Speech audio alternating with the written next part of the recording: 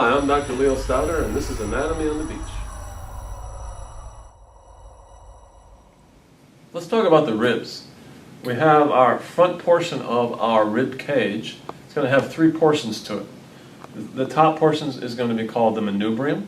The middle portion is the body of the sternum. And finally, this part here is called the xiphoid process, one of the few words that has an X in it.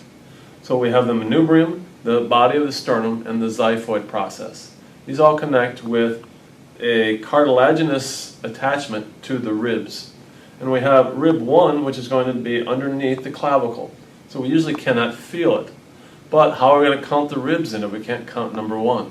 Well, we go right down from the manubrium, and we touch this area, and we know that this is going to be the angle of Louis, or the sternal angle.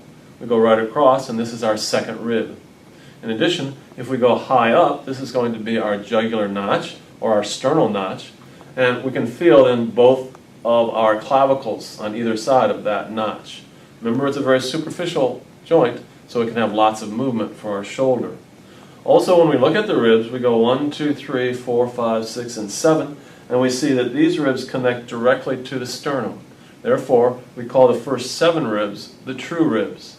The ribs that do not connect directly to the sternum, they're sort of like orphans hanging down here, these are going to be called our false ribs. And we have to include in the false ribs these 2 that are back here. These are called the floating ribs. So we have 5 false ribs. 3 of them are going to be in front, attaching at a sort of distance to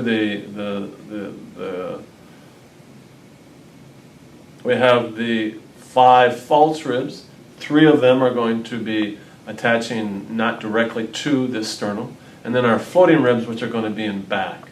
And some individuals will want to take these floating ribs out through surgery, and that gives them that nice hourglass look.